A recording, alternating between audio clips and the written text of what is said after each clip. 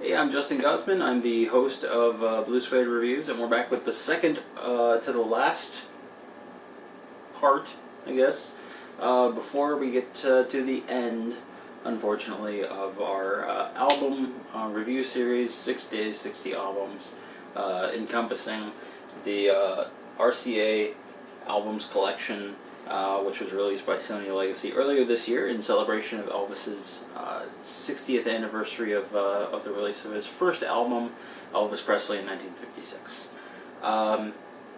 So far, we've run through the entirety of the 1950s. We've had 4 Golden Records compilations. We've had a crap ton of movies, some phenomenal, some okay, and some, some. And Elvis has returned back to the top of the charts, starting with his comeback special, and then Suspicious Minds, and the American Sessions in 1969. And he is now taken over Las Vegas, performing at the International Hotel. And so where we pick up today is after the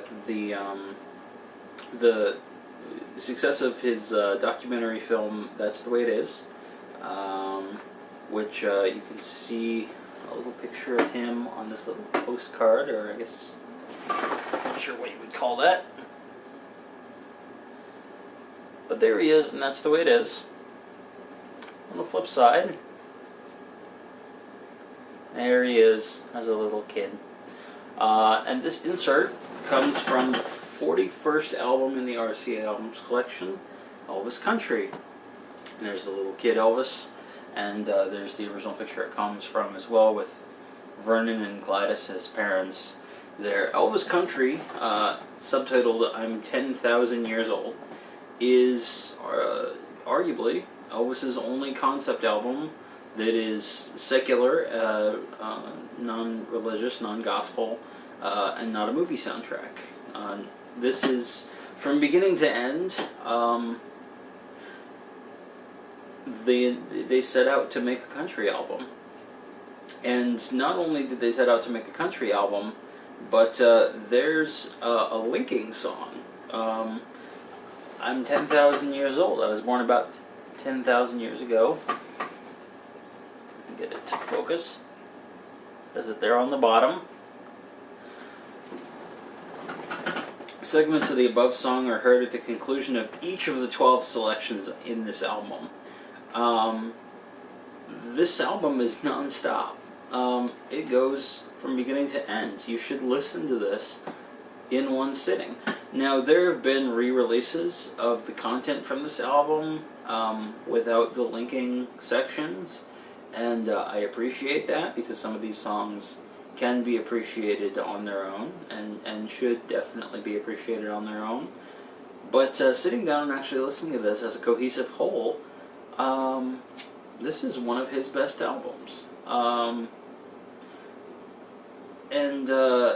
Some of the songs don't hold up as well as they would have when this album came out originally, but I see why he would have picked them. Not just because he liked the song. Like, he does a version of Anne Murray's song "Snowbird," which is kind of it's just an okay song. It's pretty.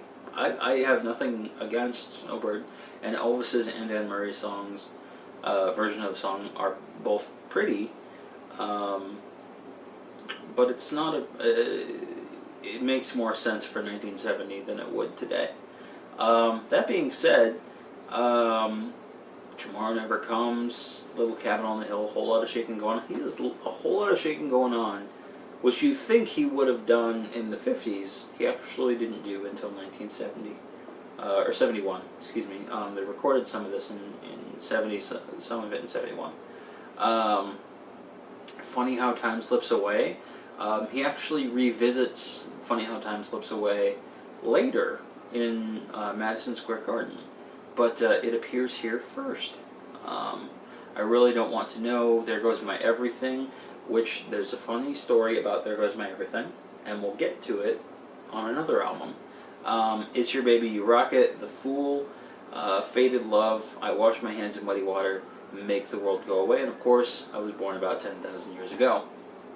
Some of these songs are really classic country music songs. They have stood the test of time, even in their original iterations not performed by Elvis. Make the World Go Away, the local radio station here where I live used to play country music all the time, oldies country music. The station is defunct now, but I would hear stuff like Make the World Go Away and Funny How Time Slips Away, and There Goes My Everything. I would hear those from other artists all the time on the radio. And to this day, you can still hear songs like that. And Faded Love, that has definitely stood the test of time. And Elvis's versions hold up pretty darn well, too. It's definitely a product of its time. It feels like an album from the 70s. The arrangements are not particularly timeless, I guess you would say. Particularly on some of the more brash, bolder songs. But then you've got a song like I Wash My Hands in Muddy Water, and I don't know how that's not a classic Elvis song, because it's pretty much a straight up, like, a whole lot of shaking going on. His version of that is actually not that rocking compared to Jerry Lee Lewis's version. But I Wash My Hands in Muddy Water could very well have been a good rock and roll hit for Elvis, or should have been. Should definitely be more well known, because I think it's one of his best latter day rock and roll performances as far as studio recordings are concerned.